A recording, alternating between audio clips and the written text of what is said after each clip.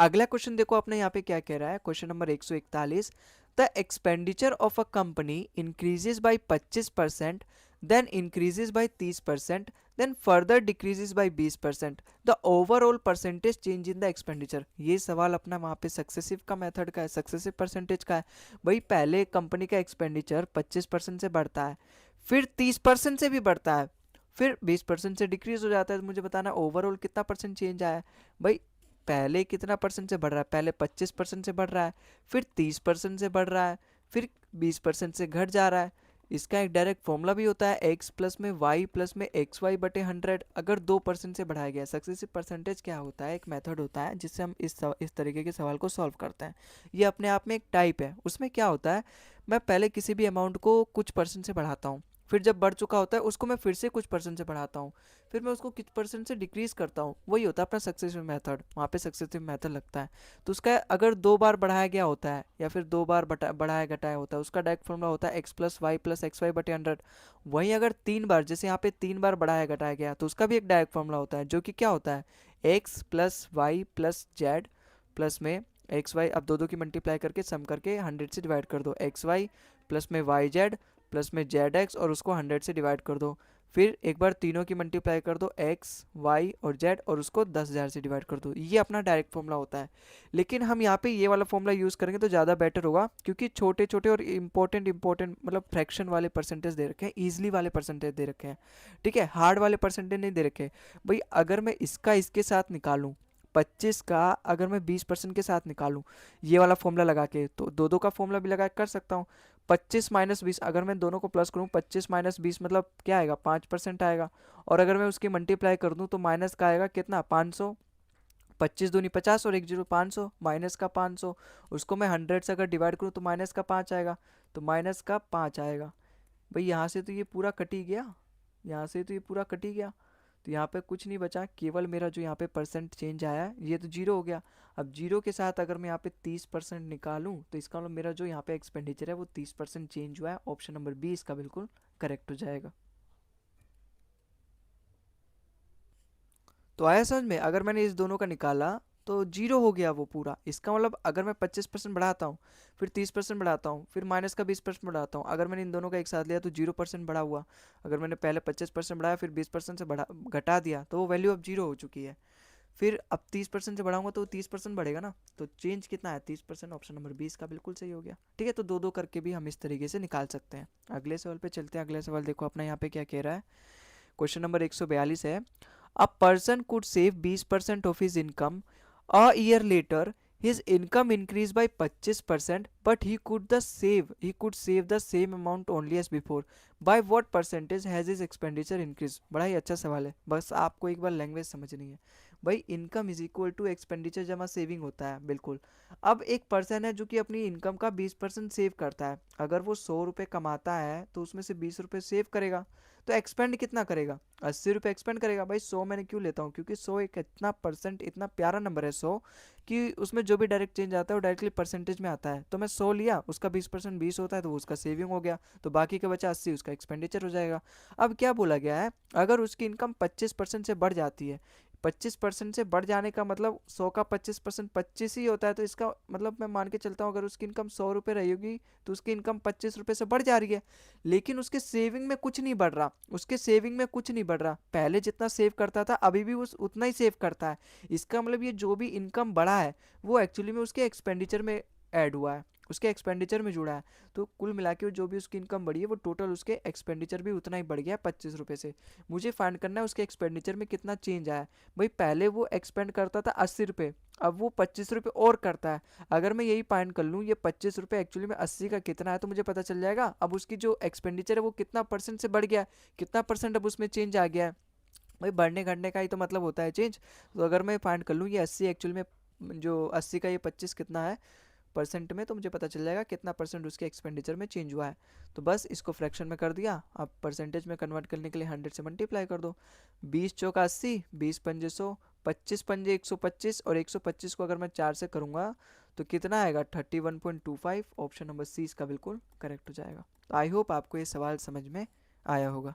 अगले सवाल पे चलते हैं। अगला सवाल देखो यहाँ पे क्या कह रहा है, X salary is increase by 20%, then decrease by 20%, what is the change in salary? Definitely इसका आंसर होगा ऑप्शन नंबर ए, 4% से डिक्रीज। भाई यहाँ पर तो मैंने आपको पूरा सक्सेसिव मेथड बता दिया क्वेश्चन नंबर 141, लेकिन अब मैं बार बार थोड़ा ना आपको फॉर्मूला बताऊंगा। लेकिन यहाँ पे एक चीज़ आप ध्यान दो, अगर सेम परसेंटेज से बढ़ाया जाए, सेम परसेंटेज से डिक्रीज किया जाए, तो उसका एक फॉर्मूला होता है अलग से ही। अलग से क्या, उसी में से डिराइव हुआ है, उसी वाले फॉर्मूले से, एक्स प्लस वाई बटे 100 से। तो अगर सेम परसेंटेज से बढ़ाया जाए, सेम परसेंटेज से घटाया तो हमेशा याद रखना इसका जो चेंज आता है वो हमेशा माइनस का एक्स स्क्वायर बटे 100 आता है। यहाँ पे माइनस क्या शो करता है, वो डिक्रीज हो रही है वैल्यू, तो डिक्रीज होगी, इंक्रीज वाला तो वैसे भी इनकरेक्ट होता। अब 2% 4% में मेरी फाइट होगी। अब एक्स स्क्वायर, एक्स मतलब 20, 20 का स्क्वायर करोगे 400, 400 को अगर मैं 100 से डिवाइड करूंगा 4, माइनस का 4 मतलब 4% से डिक्रीज। ऑप्शन नंबर ए इसका बिल्कुल करेक्ट हो जाएगा। तो आई होप आपको ये सवाल समझ में आया होगा। अगले सवाल पे चलते हैं। अगला सवाल देखो यहाँ पे क्या कह रहा है, the price of a sugar is increase by 20%, by what percentage must one cut down on the consumption of the sugar so that no extra amount has to be spent on sugar? यहाँ पे इस line का मतलब समझो बस आप, इस line का मतलब आप समझ गए ना, सवाल को आप समझने में फिर आपको कोई दिक्कत ही नहीं आएगी। सबसे पहले आप एक बार और सवाल को पढ़ो। भाई शुगर का जो प्राइस है वो 20% से बढ़ गया, तो बोला गया है मैं कितने परसेंट से कंजम्पशन अपना कम करूंगा कि मुझे अपने एक्सपेंडिचर में बढ़ाना ही नहीं पड़ेगा। मतलब पहले अगर मैं दुकान पे 100 रुपये लेके जाता था, ठीक है, तो मुझे 2 किलो चीनी मिलता था, 2 किलो चीनी मिलता था। अब मैं जब गया ना, अब मैं जब गया 100 रुपये लेके, इसका मतलब 50 रुपये किलो चीनी है, अगर मैं 50 रुपये किलो, लेकिन इस बार भी मैं 100 रुपये ही लेके गया, लेकिन इस बार 50 रुपये किलो चीनी था, अब वो 60 रुपये किलो हो गया। अब मैं कितना परसेंट भाई अब तो मुझे 2 किलो नहीं मिलेगा चीनी, तो वही पूछा है, अब मैं अपना चीनी कितना कम करूंगा कि उसी 100 रुपये में मुझे पूरा मिल जाएगा। मतलब पूरा मिल जाएगा मतलब कितना चीनी, मैं कितना कंजम्पशन कम करूंगा, मैं कितना कम खरीदूंगा, अब वही पूछा है यहाँ पे। उसी जैसे यहाँ पे 60 रुपये अगर उसका प्राइस बढ़ गया, चीनी का प्राइस बढ़ गया, तो अब मुझे कंजम्पशन कम करना पड़ेगा ना, कम अब मैं सामान लूंगा उसी 100 रुपये में, तो वही पूछा है कितना मैं कम लूंगा। तो इस सवाल को देखो कैसे करते हैं। भाई जब भी हमारा एक्सपेंडिचर सेम रहेगा, एक्सपेंडिचर होता है कितना है, प्राइस गुना कंजम्पशन, ये वो वाला नहीं है income is equal to expenditure जमा सेविंग, ये दूसरा वाला एक्सपेंडिचर है, एक्सपेंडिचर इक्वल टू प्राइस गुना कंजम्पशन। मतलब एक्सपेंडिचर मतलब खर्चा कितना आएगा, जितना सामान का प्राइस होगा और जितना मैं सामान लूंगा दोनों की मल्टीप्लाई करने पे, तो expenditure is equal to price गुना कंजम्पशन होता है। तो यहाँ पे जब मेरा दोनों केस में एक्सपेंडिचर सेम रखना है ना, तो जिस रेशो में, भाई एक्सपेंडिचर पहले सेम था, अब क्या है, जब मेरा प्राइस 20% से बढ़ाया जा रहा है, तो मैं अपना एक्सपेंडिचर नहीं बदलूंगा, एक्सपेंडिचर में उतना ही रखूंगा। पहले अगर मैं 100 रुपये खर्च करता था, तो अब भी मैं 100 रुपये खर्च कर दूंगा। इस बार मैं अपने कंजम्पशन में भले ही कटौती कर दूं अगर प्राइस बढ़ जा रहा है तो। अगर मेरा प्राइस 20 रुपये से बढ़ जा रहा है, 20% से बढ़ जा रहा है, तो जब भी मेरा एक्सपेंडिचर दोनों जगह सेम रहता है, जब भी इस तरीके से सवाल आए कि मेरा एक्सपेंडिचर में कोई चेंज ना आना चाहिए, तो जिस रेशो में अपना प्राइस बढ़ता है उसी के रिवर्स रेशो में अपना कंजम्पशन में चेंज आएगा। जैसे यहाँ पे अपना प्राइस जो है 20% से बढ़ गया, 20% की फ्रैक्शन वैल्यू 1/5 होती है, 5 से अपना प्राइस 6 हो गया। भाई एक बढ़ गया ना, तो 5 से अगर मेरा पहले प्राइस 5 था तो अब वो एक बढ़ के 6 हो गया, तो उसी के रिवर्स रेशो में अपना कंजम्पशन चेंज होगा। अगर मेरा प्राइस 5 से 6 हो गया ना, तो 6 से 5 अपना कंजम्पशन हो गया। तभी तो देखो दोनों तरफ मल्टीप्लाई करो, एक्सपेंडिचर इक्वल टू प्राइस गुना कंजम्पशन, देखो यहाँ पर भी एक्सपेंडिचर सेम आएगा, 6 गुना 5, यहाँ पर भी अपना एक्सपेंडिचर सेम आएगा। दोनों तरफ अपना जो मल्टीप्लाई आएगा दोनों का, 5 6 30, 5 6 30, तो अपना यहाँ पे सेम आएगा। यहाँ पे आप देख सकते हो प्राइस अपना 20% से बढ़ गया है, कंजम्पशन अपना 6 से 5 हो गया, मतलब कम हो गया। और सवाल में यही बोला गया है, अगर मेरा प्राइस 20% से बढ़ जा रहा है तो कंजम्पशन में एक्चुअली कितना कम करूँगा। कंजम्पशन अगर मेरा पहले 6 था तो अब मैं 5 कर दिया, मतलब 6 से 5 कर दिया, मतलब एक कम कर दिया मैंने 6 में। और 1/6 होता क्या है, 16:2/3%, मैंने 16:2/3% से अपना कंजम्पशन यहाँ पे कम कर दिया। आप इस सवाल को ना डायरेक्ट बना सकते हो, ये तो मान लो आप बेसिक मेथड है, लेकिन इसका दूसरा मेथड आपको जब भी इस तरीके से सवाल आए ना कि एक्सपेंडिचर में आपको कोई चेंज नहीं करना, तो आप केवल परसेंट वो प्राइस का परसेंटेज लिखो, प्राइस में कितना चेंज किया गया है। भाई प्राइस जो है वो 20% से बढ़ाया गया है, 20% की फ्रैक्शन वैल्यू कितनी होगी, प्लस का 1/5, क्योंकि यहाँ पे इंक्रीज किया गया है, तो आपका कंजम्पशन में कितना चेंज आएगा। भाई यहाँ पे प्लस है, जब यहाँ पे प्राइस बढ़ी है तो डेफिनेटली आपको कंजम्पशन कम करना पड़ेगा, अगर एक्सपेंडिचर सेम रखना है तो मैं माइनस करूँगा कंजम्पशन।